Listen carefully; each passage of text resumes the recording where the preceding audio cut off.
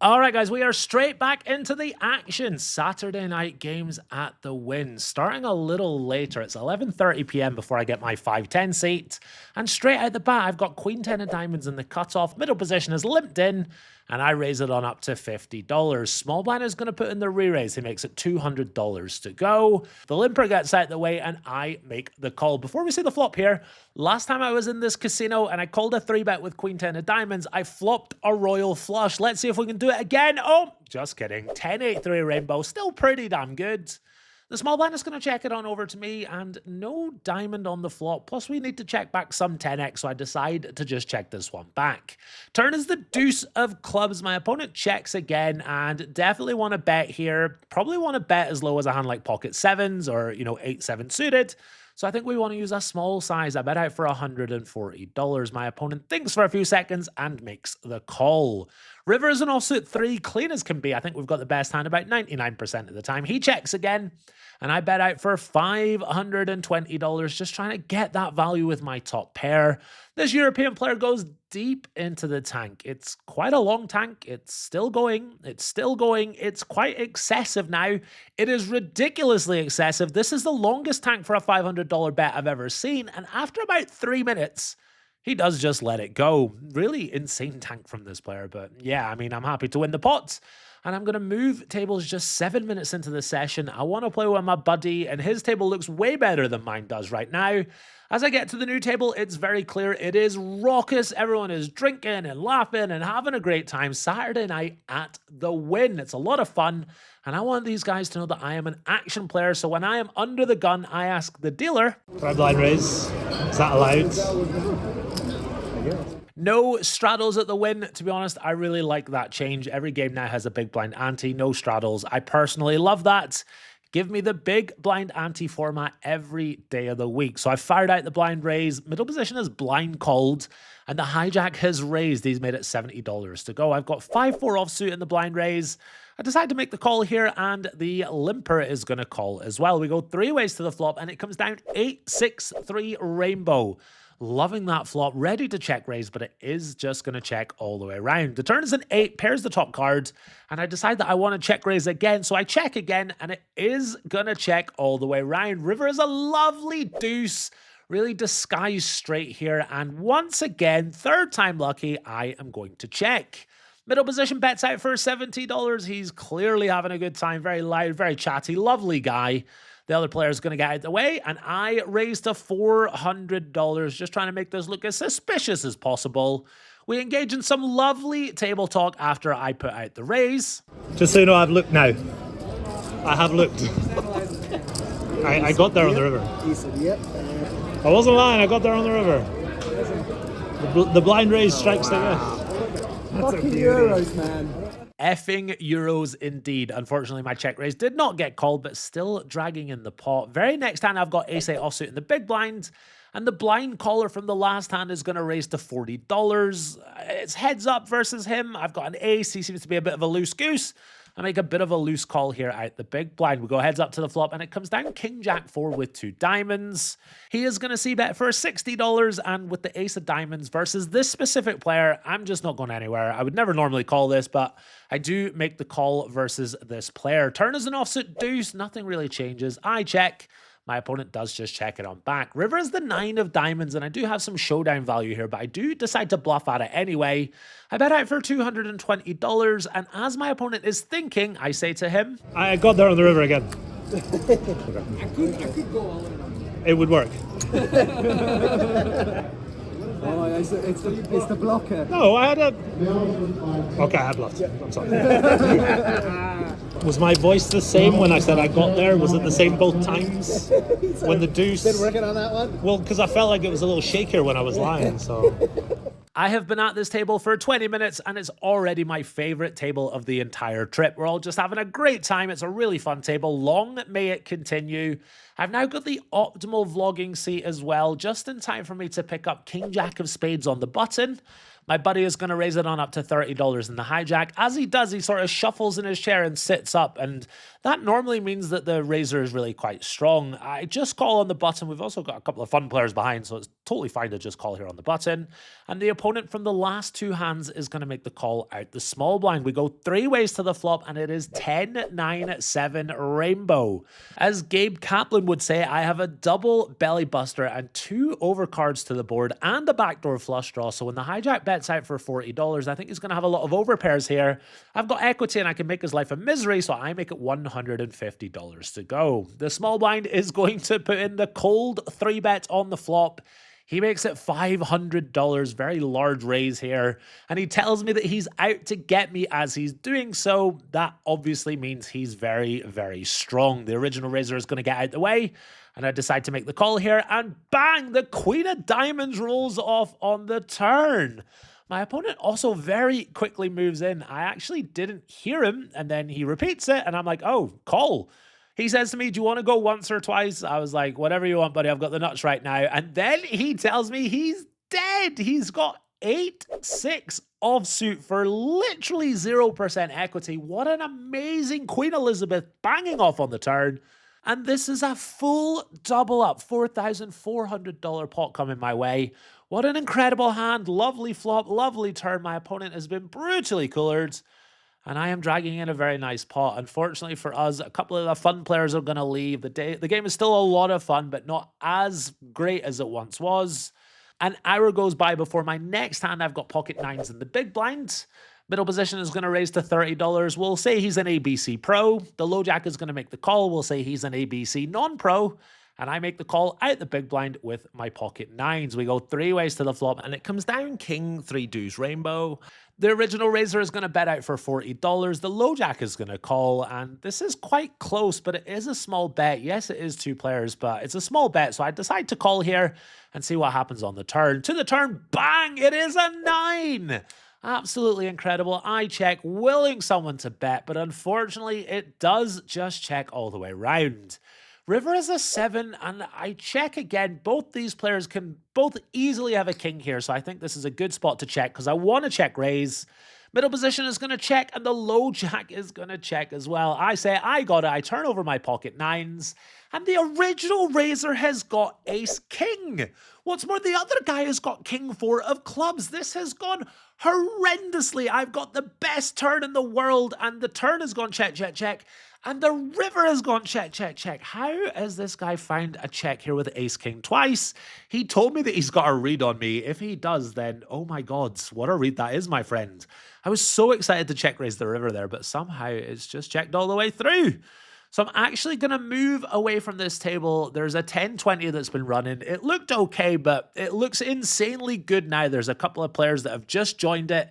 So I make the move across. I'm buying in for $3,000. And I got to tell you guys, I am really squashed in here in seat 1. Seat 2 is a non-pro who has just joined the game. He is a very handsome, very smartly dressed man. He's clearly just come out the club. And he's got two lady friends with him who are absolutely squishing me in. I am seat 1. This dude is seat 2. And his companions are right in between us. I'm absolutely squashed in. To be clear, all three of them are lovely. No complaints. But it's a bit tight. I'm also a little worried who might be able to see my screen and stuff like that. So I'm peeling my cards very conservatively just in case. But yeah, first hand of note, I've got 10-8 of spades and the cutoff is it on up to $50. The player in seat 2 is on the button. He is going to throw out a small re-raise here. He makes it $140 to go. Any bigger, I'd probably just let this go, but it's a pretty good price, especially with a big blind ante. So I make the call. We go heads up to the flop. And it comes down king 8-5 with 2 clubs. Decent start. I've got the pair, the backdoor flush draw. My opponent c-bets for $150. Very easy call, of course. We see the 7 of spades roll off on the turn. I've got a lot of equity now. I check it on over to my opponent. He bets out for $300. And I've got so many outs. So, of course, not going anywhere. I make the call. River is the 10 of hearts. That is the best out I could have found because maybe he's going to keep value betting his aces and his ace king and stuff like that. But he's got ace 9 of clubs. He's just going to check it on back. This is a very nice pot we're starting off with. Unfortunately, a couple of the fun players again are going to go to their beds. I'm going to get the optimal vlogging seat again, and for the next hand, I've got Jack 10 of hearts in middle position. Under the gun is going to raise to $60. I am going to make the call here, and the hijack is going to put in the raise here. He makes it $270 to go. Under the gun is going to get out the way, and I am going to make the call. Before we see the flop here, the player who is squeezed, I played with him for a few hours. He's absolutely lovely. He reminded me of someone, and I couldn't work out who, and I've just realized he reminds me of Darvin Moon, one of the legends of the World Series of Poker. Absolutely incredible to watch him versus Joe Cada back in 2009. May he rest in peace. But this dude reminds me of Darvin Moon 100%. I've just worked that out. But anyway, let's see the flop. It comes down ace, jack, 6, rainbow. I check it on over to my opponent, and he's going to bet out for $130. Very small size. Very easy call for me. I think in theory we've got a raise here sometimes, but I decide to just call. Turn is the queen of hearts. Really nice turn. Once again, I'm turning a bunch of equity. I check it on over to my opponent, and after a few seconds, he is just going to check it on back. River is a 7. I don't manage to improve this time, and I don't think I've got the best hand really often here, and I don't really have much else to bluff with here. It feels like a really nice bluffing candidate. So I turn my hand into a bluff. I bet out for $800, and my opponent absolutely folds. Let's go. Very quick fold from my opponent after that chunky river bet, and that is going to be enough for me to drag in this pot, blasting my way out there. I'm up $600 at this new table. And the last hand of the session, I've got pocket kings in the big blind. Under the gun is going to limp in. Hijack is going to make $100 to go. The cutoff is going to make the call. And I put in the squeeze. I make it $500 to go here out the big blind. Only the cutoff is going to make the call here. And we see a jack in the window, followed by a deuce and an ace. There's always an ace. They're absolute ace magnets, these pocket kings. But still, I decide to see bet here for $260. Very quick fold from my opponent. I actually go to slam my kings down and be like, oh, there's always an ace. And I somehow managed to accidentally end the recording. I do continue to play for a little while after this hand, but nothing of note happens. So let's check out the next time I was at the Win to play. Really excited to play in this session. And I am heading across to a 10-20 game. It looks like it's got potential to be decent. And I'm buying in for $3,000. A couple of definite pros in the game, one non-pro, and a couple of players that could be non-pros. And that would mean it would be a pretty good game. So we've bought in for our $3,000, and our first hand comes 10 minutes into the session. I pick up King Jack offsuit in the hijack. Good for a raise to $50. Action is going to fold round to the big blind, who's definitely a pro. He is going to make the call. Heads up, we go to the flop. It comes down queen, 6 deuce with 2 clubs. My opponent checks it on over to me, and I decide to c-bet. I bet out for $50. After a few seconds, my opponent is going to make the call. Turn is an offsuit jack. I make second pair. My opponent checks it on over to me, and I'm using an overbet only strategy on this turn. And if I am overbetting, I can't bet my Jack X, so I just check this one back. River is a 7, and now my opponent leads out for a round of pot size bet, $250. He's going to have some bluffs here. Obviously, missed flush draws, 5-4, 5-3. There are also some other hands like 7-8 suited, which are allowed to call the flop at some frequency. And these players play very well, so I think he's going to have enough bluff combos here, and I unblock the bluff combos. So with my second pair, I make the call. He's going to turn over his hand. He's got queen 8 of hearts for top pair, all that fancy talk about bluffs and unblockers and stuff like that, but he's just got top pair. Nice hand to my opponent. No time to waste though, because just a couple of hands later, I'm going to pick up ace queen offsuit under the gun. I raise it on up to $50. Button is going to make the call, and the big blind calls as well. Both these players are pros in the game, and I'm happy to make top pair here as it comes down ace 10 for rainbow. I'm going to c-bet here with my top pair good kicker. I bet out for $50. Button is going to think it over for a few seconds, and then he puts in a chunky raise. He makes it $280 to go. Big blind gets out of the way, and I don't love this spot. The obvious bluffs here are hands like queen jack and king queen. He's going to have some 5-4 and 5-6 as well, but really not loving life here, but still not folding top pair just yet. I go ahead and make the call. Turn seems like it's a good one for me. It's a 10. It reduces the number of value combos that my opponent can have, but that's not going to deter him, because when I checked him, he bets out for $750. This is really quite gross now. I decide to just let it go. I feel like maybe I'm getting pushed around a little bit, but I also have made this call and then called it off in the river many times in the past, and I've been shown the nuts. So yeah, I decide to just let this one go. After another 15 minutes or so of grinding, it becomes very clear to me that this is not the best game in the world. The two potential non-pros are definitely pros, and therefore I am going to tap the table and head across to play 5-10. This is something I used to really struggle with, just, moving down in stakes instead of just playing the biggest game, but something I'm a lot better at now. So I'm going to move across to a 5-10 table, and I'm going to have a much better time, much easier game over the course of the day. So we're starting four-handed here. This is a must-move game, and we're going to get moved relatively quickly, but not before we pick up pocket kings on the button. There's a non-pro in this game who raises to $50. That's not normal for him. He's raised a few times and he's made it 30 to go. So I think he's going to be a bit stronger than normal here. I am, of course, putting in the re-raise. I make it $170 to go. Action is back on my opponent, getting a little excited here as he makes the call. Heads up, we go to the flop, and there's always an ace. It comes down ace 5 deuce with 2 spades. Still, though, I've got the backdoor nut flush draw. I could also have the best hand, so I bet out for $120. And he instantly makes it $500 to go. This is really frustrating. King of Spades blocks all the obvious bluffs. And what's more, my opponent is staring at me, which I find very weird. We have never met, and I haven't said one word to him. And he's staring at me. So I'm like, okay, buddy, nice hand. And I just let it go. He's going to show me his hand. He's got ace king. Nice answer. I make a mental note that the bigger raise size equals stronger, and we get on with the game. Next up, I've got ace queen offsuit in middle position. I'm going to make the standard raise size to $30, and the cutoff is going to make it $90 to go. No reads on him, but he looks like a regular-looking fella. He's in for $1,500, and my hand wants to 4-bet sometimes. I spin the RNG, and it lands on 4-bet, so I make it $310 to go here. Action is back on my opponent. He's really thinking over his options.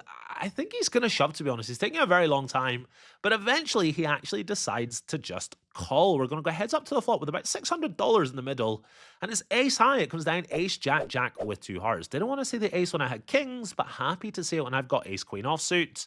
Going to keep my strategy nice and simple here. Small bet really, really often. I bet out for $150, and again, my opponent goes deep into the tank. I'm a little uncomfortable here as to how long he's tanking, but eventually, he is just going to let it go. An excessive amount of tanking from this player, and he's not even European. This is my last hand of note at this table. Like I said, this is a must move, and I'm being moved across to one of the main games. It looks pretty good, and it doesn't take long before I pick up my first playable hand of the day. I've got ace-jack offsuit under the gun. I raise it on up to $30. There's a player in the game who I've played with in Los Angeles. He is going to make the call in middle position. Big blind is going to make the call as well. And we go 3 ways to the flop. It comes down 10-4-3 all spades. I've got that nut flush draw working for me. And as Frank Reynolds once says, so anyway, I started blasting. I start out with a $40 bet. Both players are going to make the call here. Looking for a spade on the turn, but it is a 9. No immediate help. But still, I'm going to just keep blasting and see what happens. I bet again for $170. Middle position is going to make the call here, but the big blind gets out the way, and we see the king of spades roll off on the river. I knew it was coming, and that's why I was blasting. Right, what size to choose here? I'm trying to work out the size of the pot in my head, but I'm just too excited. I've got the nuts here, and I'm going to bet out for $450. I fade the snap fold, which is absolutely fantastic. My opponent is really thinking over his options. And then he says something really interesting. He says this could be the worst call he's ever made. I'm like, oh, right, okay, this could be interesting. After a few seconds, he is going to flick in the call. I show him the nut flush, and he shows me a red 10. After the hand is done, he also says that he had a spade to go with it. And I don't think he's telling the truth here. If he had a spade to go with it, it's hardly the worst call he's ever made. But second pair on the 4-spade board, that sounds like the worst call that someone's ever made. So I think he's called me with a 10. Thank God I wasn't bluffing, because that would have been session ending for me. I would have to have just gone home after that hand. I'm actually going to play with C8 for a couple of hours, and he's a lovely guy. Bit of a loose goose. He's playing a lot of hands, but then again, so am I. He's actually going to play pocket aces in the most deceptive way possible and win a huge pot, not against me. And when he tables his hand, he actually says to me, Bob R. You can put this on your DL for 25. Bob R.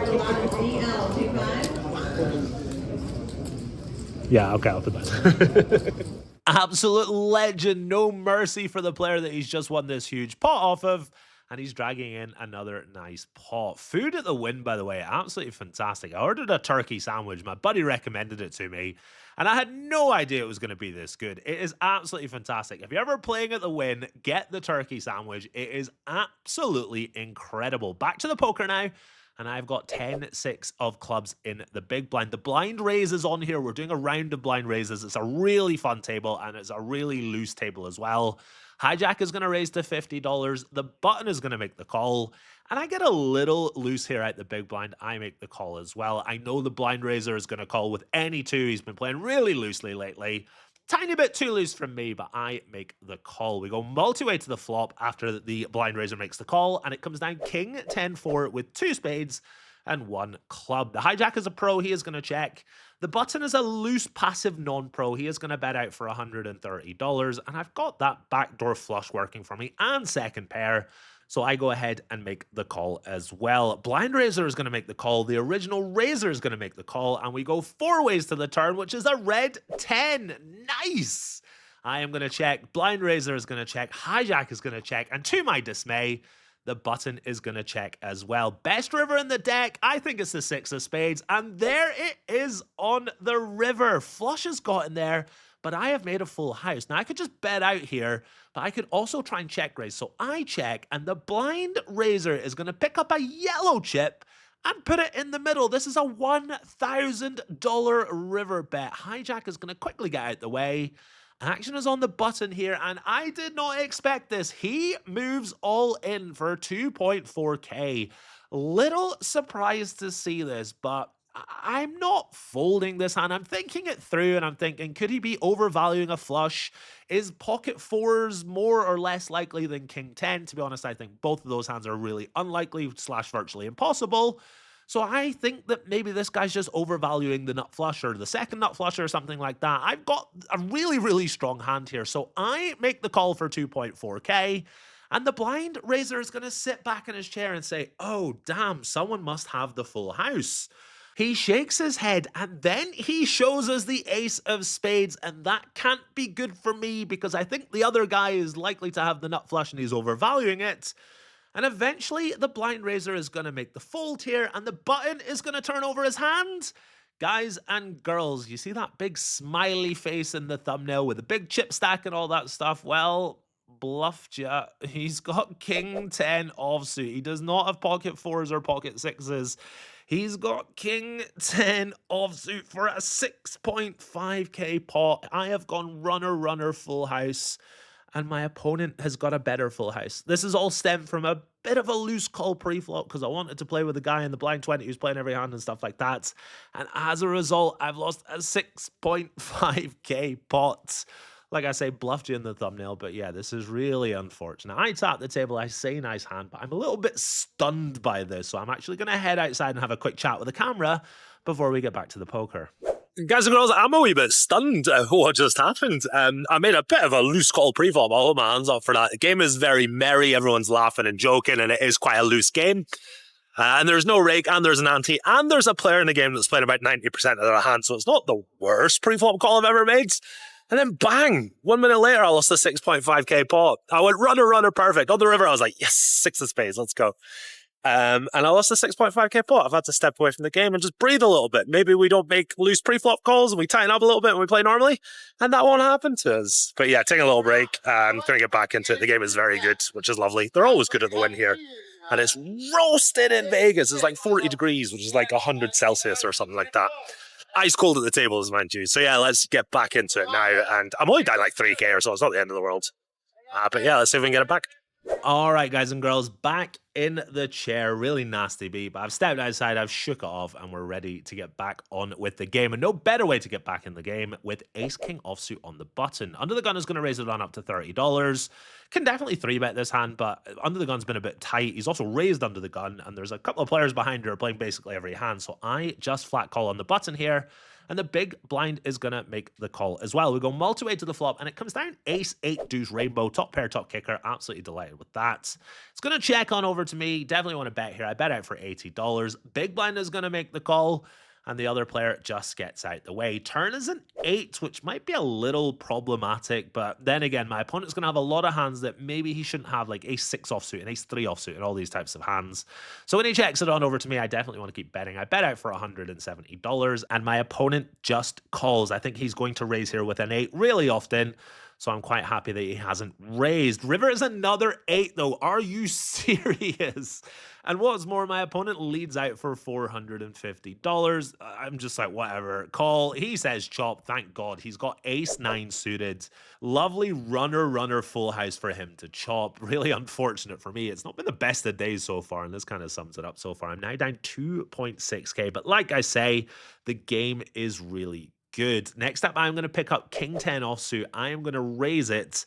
I'm going to get 4 callers, and the flop is going to come down king 10 10. This is a little weird given I lost to king 10 earlier on a king 10 10 board. I'm going to c-bet, and everyone is going to just fold, and I can't not say what I'm about to say.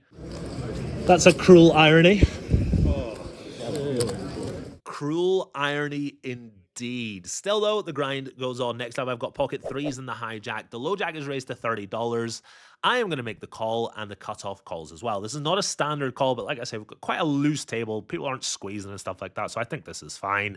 And I'm rewarded as the flop comes down 10-6-3 rainbow. Bottom set, really good start here. The original raiser is going to check, and I am going to get a little trappy here and check. Hopefully the cutoff is going to take a stab, and then I get to check raise and all that great stuff. But unfortunately, it is just going to check all the way round. Turn is the queen of spades, and the original raiser bets out for $30. I am not messing around anymore. I'm, of course, putting in the raise. I make $140 to go. Other players going to get out the way, and the original raiser looks a little bemused, but still, he is going to make the call. River is an offsuit jack. Some hands like king 9 of spades and 9-8 of spades and stuff have just gotten there. But still, I definitely want to go for value here. My opponent checks it on over to me, and I overbet. I'm repping a very polar range here. I'm not betting ace-queen on this river. So I bet out for $520. I'm really happy to see that he's not check-raising based on his reaction. He kind of sits back and like exhales and stuff like that. After a few seconds, he's going to make the call. I turn over my set of 3s, and this is the first nice pot I have dragged in all day. My opponent cannot beat bottom sets, and I am dragging in a nice pot at last. Going to take another hour before my next hand of notes. I pick up 10-6 of clubs, and I just fold it. This is what I should have done earlier. Lesson learned. Mischief managed. Next up is a really fun hand. Like I say, we've got a really fun table today. Not as much action as it was earlier, but a really fun hand. Just gonna play it. Let's enjoy it. Is it the Bellagio is truly a hellhole? Like, yeah, I agree. I am recording, yes. Okay. I was gonna fold, but now I got the right odds. Amazing. Let's play a weird one. All right, let's play a weird one. 90. 20 in the dark. Let's get weird. 20 in the dark. Let's go. 3 players. 20 in the dark. 20 in the dark. Solve this, guys. 220.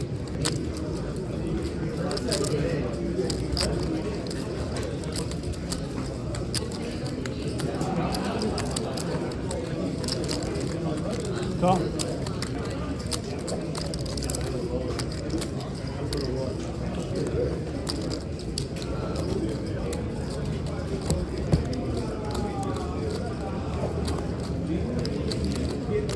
Check. 7 high. Nice. You played that very weird.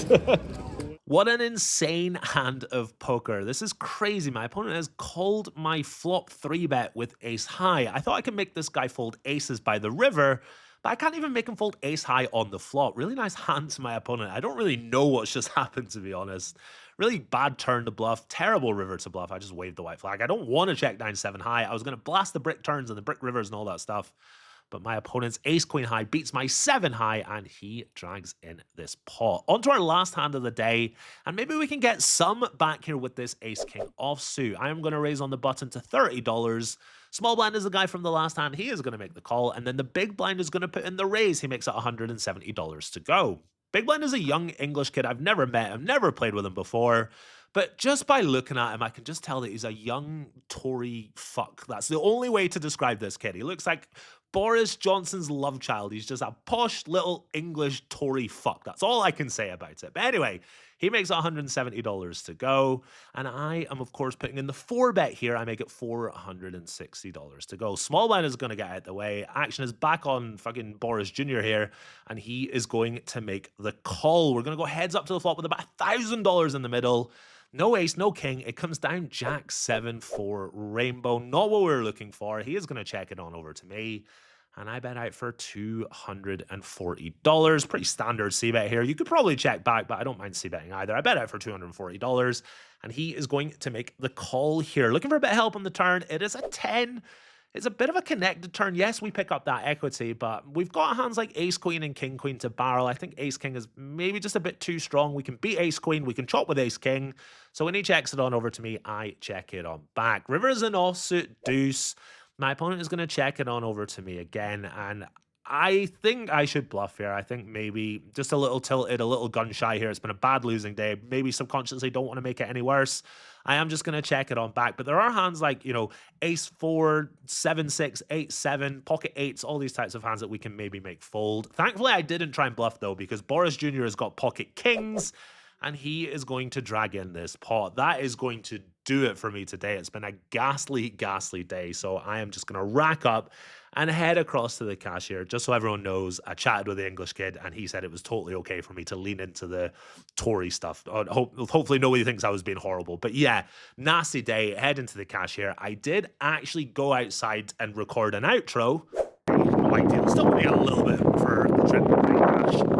But it's so windy in Vegas that nobody can understand what I'm saying. So let's just go ahead and skip the outro. Throw back to when we were doing the slow motion outros in Los Angeles that time. But yeah, tapping the table here. Guys and girls, thank you as always for watching. I really appreciate it. And until next time, take it easy.